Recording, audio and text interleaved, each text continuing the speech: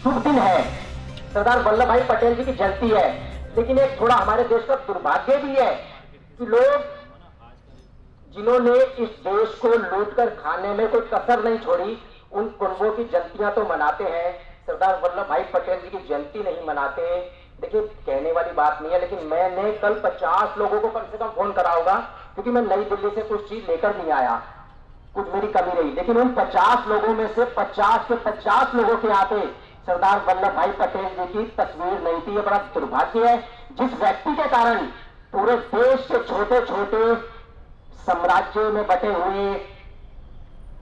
जगहों को जोड़ करके जिसने पूरे देश को एक तरह, उस व्यक्ति का सम्मान हम और आप नहीं कर रहे हैं। एक सोचने का विषय है। ये तो केंद्र में नरेंद्र मोदी जी की सरकार आई और नरेंद्र मोदी जी ने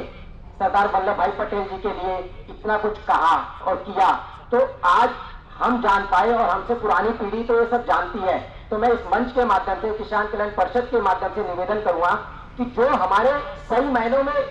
व्यक्तित्व रहे हैं, जिनके कारण हमें आजादी मिली, देश आज इतना मजबूत खड़ा है, उनकी जयंती भी मनाएं, उनके निवान दिन को भी मनाएं और उनको याद करें और अपनी आने वाली पीढ़ी को उसके बारे में बताएं। जय हिंद, जय भारत, वंदे मातरम।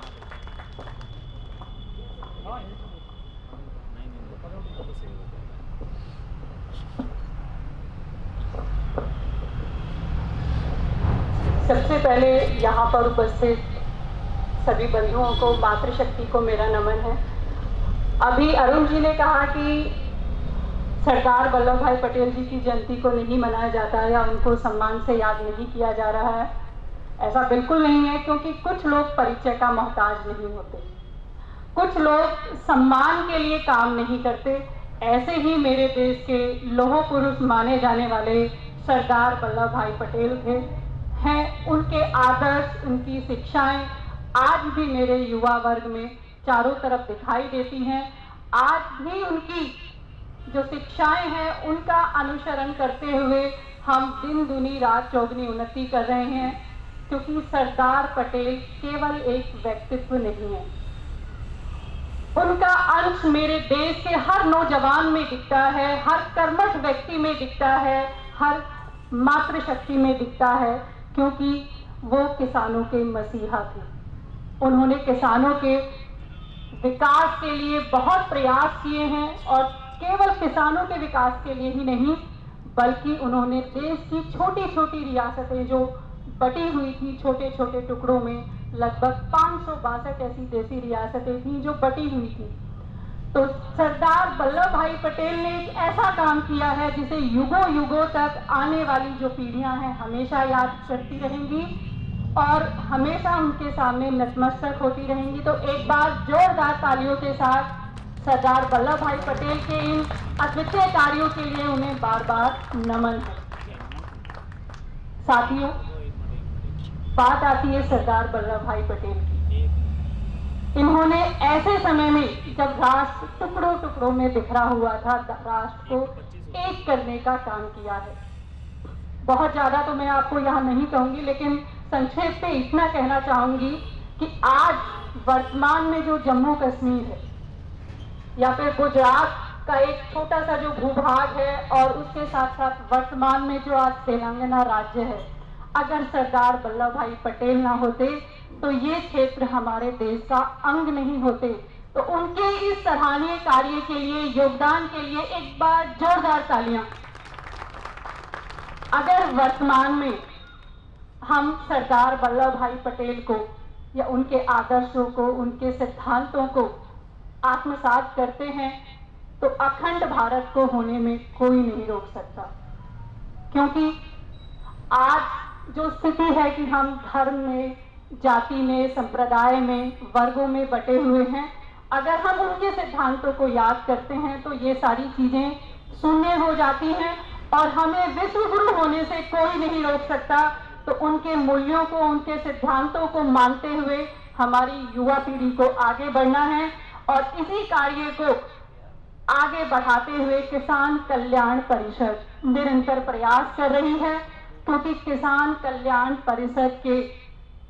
मसीहा, उसका मार्गदर्शन करने वाले सरदार वल्लभ भाई पटेल जी जैसे व्यक्तित्व हमारे साथ हैं और उन्हीं से प्रेरित होकर किसान कल्याण परिषद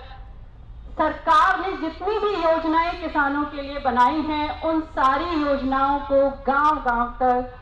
हर किसान तक पहुंचाने का जो प्रण है वो हमारी किसान कल्याण परिषद ने लिया है माननीय प्रधानमंत्री नरेंद्र मोदी जी के जन्म दिवस पर। उस दिन प्रण लिया गया कि माननीय प्रधानमंत्री जो देश के लिए इतना सब कुछ कर रहे हैं,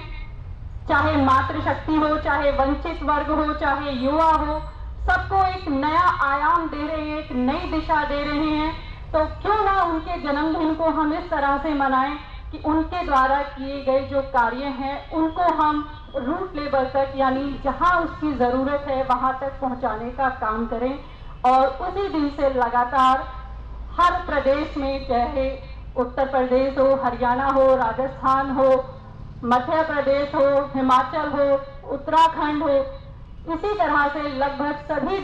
प्रदेशों में इस तरह के कार्यक्रम चल रहे हैं। और आपको जानकर खुशी होगी कि 15 अक्टूबर को अंतर्राष्ट्रीय महिला किसान दिवस पखवाड़ा भी किसान कल्याण परिषद के द्वारा मनाया गया।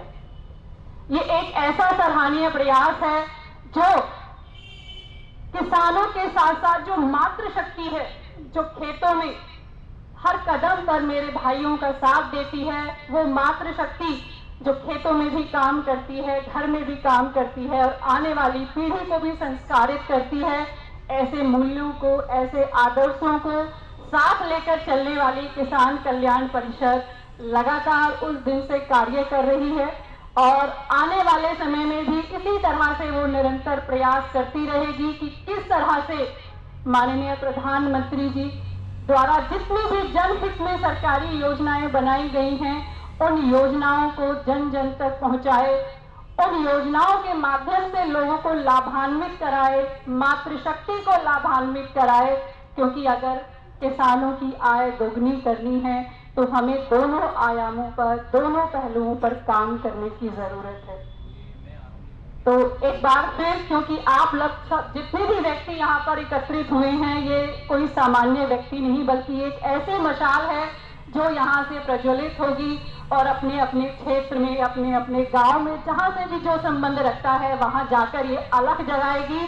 और माननीय प्रधानमंत्री जी का जो स्वप्न है कि सरकारी योजनाओं से सबको लाभान्वित करना है, आत्मनिर्भर करना है, सबको उनके कौशल के अनुसार आगे बढ़ने के लिए प्रेरित करना है, उसमें ये बहुत बड़ा मील का पत्थर साबित होगी। तो अंत में मैं यही कहना चाहूंगी,